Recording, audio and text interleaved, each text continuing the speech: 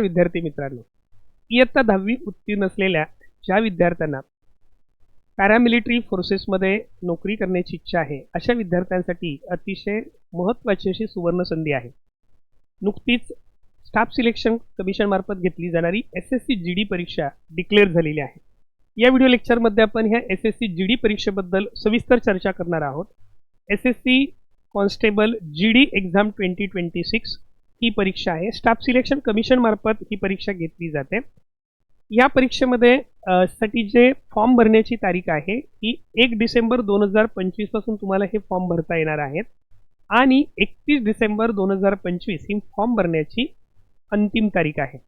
1 डिसेंबर 2025 ला फॉर्म सुरू होतील आणि 31 डिसेंबर 2025 पर्यंत तुम्हाला फॉर्म भरावयाचे आहेत आणि त्याच्यानंतर तुमची जी परीक्षा असणार आहे ही कॉम्प्युटर बेस एक्झाम ही फेब्रुवारी किंवा ते एप्रिल 2026च्या दरम्यान घेण्यात येणार आहे. त्याचं जे शेड्यूल असेल हे तुम्हाला नंतर अपडेट स्टाफ सिलेक्शन कमिशनच्या वेबसाईटवर केलं जातं. या परीक्षेच्या माध्यमातून टोटल व्हॅकन्सीज ज्या आहेत खूप मोठी अशी संधी आहे. 25,487 पदं भरली जाणार आहेत. त्यामधली 23,467 पदं ही पुरुषांसाठी आहेत आणि 2,020 पदं ही महिलांसाठी आहेत. यामध्ये आपण पाहू शकतो की तुम्हाला या परीक्षेच्या माध्यमातून कोणकोणत्या फोर्सेसमध्ये जाता येईल. तर CISF साठी 14,595 पदं आहेत. CRPF साठी 5,490 पदं आहेत. SSB साठी 1,764 पदं आहेत. आसाम रायफलसाठी 1,706 पदं आहेत. ITBP साठी 1,293 पदं आहेत आणि BSF साठी 616 पदं आहेत.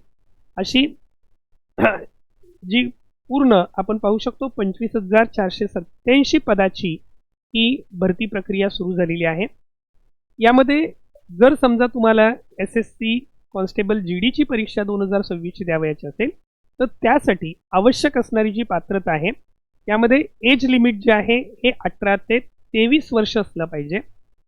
साहजिकच असं रिलॅक्सेशन SC ST OBC प्रवर्गातील विद्यार्थ्यांना मिळेल, पण ओपन स्टुडंटसाठी किंवा खुल्या प्रवर्गातील विद्यार्थ्यांसाठी 18 ते 23 वर्ष हे एज लिमिट असलं पाहिजे. शिक्षण हे तुमचं मॅट्रिक्युलेशन 10वी उत्तीर्ण असला पाहिजे. 10वीची परीक्षा उत्तीर्ण असली पाहिजे. वय 18 ते 23 असलं पाहिजे. मग त्याच्यानंतर तुम्ही ह्या परीक्षेचा अर्ज भरू शकता. अर्ज भरल्यानंतर पहिल्यांदा तुमची कॉम्प्युटर बेस्ड एक्झाम होणार आहे. CBT टेस्ट होईल. 80 प्रश्न असतील, 160 मार्क्स असतील. ती क्वालिफाय केल्यानंतर तुमची स्टेज 2 असेल. याच्यामध्ये तुमची फिजिकल इफिशियन्सी आणि फिजिकल स्टँडर्ड टेस्ट PET आणि PST अशा 2 टेस्ट होतील. त्या क्लिअर केल्यानंतर तुमचं मेडिकल एक्झाम होईल आणि मेडिकल एक्झाम नंतर तुमचं डॉक्युमेंट व्हेरिफिकेशन होईल आणि त्याच्यानंतर अंतिम निवड यादी डिक्लेअर केली जाईल. आता या परीक्षेचा जो CBEचा जो पॅटर्न आहे तो सिलेबस आहे. जी कॉम्प्युटर बेस्ड CBE एक्झाम होणार आहे त्याच्यामध्ये तुम्ही पाहू शकता part A general intelligence and reasoning म्हणजे जो बुद्धिमत्तेचा भाग आहे. सर्वसाधारण बुद्धिमत्ता आणि तर्कशास्त्र हा जो घटक आहे तो तुम्हाला अभ्यासक्रमामध्ये आहे. 20 प्रश्न असतील, 40 गुणांसाठी. एका प्रश्नाला 2 गुण असतील. जनरल नॉलेज अँड अवेअरनेस आहे 20 प्रश्न, प्रत्येक प्रश्नाला 2 गुण असे 40 गुण असतील. त्याच्यानंतर इलिमेंटरी मॅथमॅटिक्स प्राथमिक संख्याज्ञान तुम्हाला असलं पाहिजे. अंकगणित जे बेसिक अंकगणित आहे ते तुम्हाला असेल. त्याच्यामध्ये 20 प्रश्न 40 गुणांसाठी असतील. त्याच्यानंतर इंग्रजी किंवा हिंदी हा विषय तुम्ही लँग्वेज निवडू शकता. त्याचे 20 प्रश्न आणि 40 गुण अशी 160 गुणांची ही CBE एक्झाम होईल. त्याच्यानंतर मग तुमची जी फिजिकल इफिशियन्सी टेस्ट आहे याच्यामध्ये पुरुष उमेदवारांना 24 मिनिटामध्ये 5 किलोमीटर अंतर पूर्ण करायचं आहे. ते जर लडाख रिजनमधील लोक असतील तर 1.6 किलोमीटर 7 मिनिटामध्ये पूर्ण करायचे. फिमेल कॅन्डिडेट जे आहेत त्यांच्यासाठी 1.6 किलोमीटर जे अंतर आहे हे 8.5 मिनिटात पूर्ण करायचे. लडाख रिजनमधले जर असतील तर 800 मीटर अंतर हे 5 मिनिटामध्ये पूर्ण करायचं.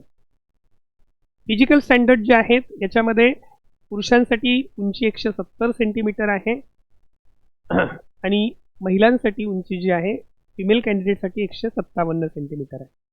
चेस्ट जी आहे ही पुरुष उमेदवारांसाठी अनएक्सपांडेड न फुगवता 80 सेंटीमीटर असली पाहिजे आणि फुगवून 5 सेंटीमीटर भरली पाहिजे. याचा जो अभ्यासक्रम आहे या अभ्यासक्रमामध्ये सगळ्यात महत्त्वाचा घटक आपण पाहिला की यामध्ये पहिलं रिझनिंग आहे. रिझनिंगमध्ये तुम्हाला ॲनॉलॉजी सारखे टॉपिक, ज्याला आपण समसंबंध असं म्हणतो, स्पेटियल व्हिज्युअलायझेशन, अवकाशीय क्षमता हा घटक खूप जास्त महत्त्वाचा आहे लक्षात ठेवा. SSC GDला अवकाशीय क्षमता हा घटक आहे. त्याच्यानंतर व्हिज्युअल मेमरी, तुमचं व्हिज्युअल मेमरी चेक करण्यासाठी ते साहजिकच त्या ठिकाणी तुम्हाला जे आकृत्यांच्यावर आधारित जे वेगवेगळे प्रश्न आहेत ते प्रश्न विचारले जातात. मग ते आरशातली प्रतिमा असेल, पाण्यातली प्रतिमा असेल, इनकम्प्लीट डायग्राम असेल ती कंप्लीट करणं असेल, किंवा त्या डायग्राम ज्या चेंज होतात त्याच्यामध्ये पुढच्या क्रमाने येणारी डायग्राम ओळखा, अशा स्वरूपाचे जे प्रश्न आहेत ते विचारले जातात. कोडिंग डिकोडिंग आहे, नंबर सिरीज आहे. म्हणजे शक्यतो तुमचं लॉजिक, रिझनिंग आणि ऑब्झर्वेशन स्किल चेक करण्याच्या दृष्टिकोनातून हे प्रश्न सेट केले जातात. GK and awareness, general knowledge आणि अवेअरनेस, याच्यामध्ये स्पोर्ट्सवर प्रश्न विचारले जातील. हिस्ट्री आहे, जॉग्राफी आहे, कल्चर आहे, इकॉनॉमिक आहे, सायन्स आहे, पॉलिटी असेल, इंडियन कॉन्स्टिट्यूशन असेल, सायंटिफिक रिसर्च असेल, अशा वेगवेगळ्या घटकावर प्रश्न विचारले जातात. जसे SSCच्या इतर परीक्षांना SSC CH असेल, CGL असेल किंवा SSC MTS असेल, या परीक्षांना ज्या पद्धतीने GSचे प्रश्न विचारले जातात ते त्याचसारखे प्रश्न विचारले जातात. बहुतांश प्रश्न हे स्टॅटिक जनरल नॉलेजवर असतात. त्यामुळे तुम्ही स्टाफ सिलेक्शन कमिशनच्या PYQचा जेवढा सराव कराल या दोन्ही विषयांसाठी, रिझनिंग असेल, जनरल नॉलेज अवेअरनेस असेल किंवा मॅथ्स असेल, स्टाफ सिलेक्शन कमिशनच्या जुन्या प्रश्नपत्रिकांचा जेवढा सराव करेल तेवढा तुम्हाला नक्की फायदा होईल. मॅथमॅटिक्समध्ये सुद्धा नंबर सिस्टम असेल, percentage, ratio, averages, interest, profit and loss, time and distance, mensuration, म्हणजे गणित आणि भूमितीमधले बहुतेक सर्व टॉपिक तुम्हाला या परीक्षेला विचारले जातात. याची जी वेबसाईट आहे ती ssc.gov.in आहे. वन टाईम रजिस्ट्रेशन करायचं आहे. परीक्षेसाठी फीज जी आहे ती 100 रुपये आहे मुलांसाठी. मुलींसाठी SC ST किंवा जे आरक्षित प्रवर्ग आहेत त्यांच्यासाठी फीज सुद्धा परीक्षेसाठी नाही आहे, आणि मुलांसाठी फीज जी आहे ही फक्त 100 रुपये आहे.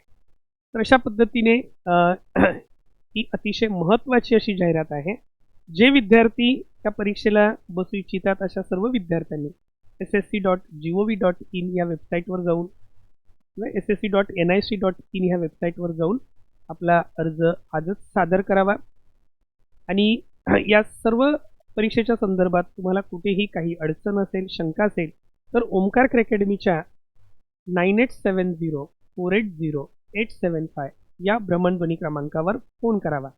परीक्षेची तयारी करणाऱ्या सर्व विद्यार्थ्यांसाठी खूप खूप शुभेच्छा. धन्यवाद.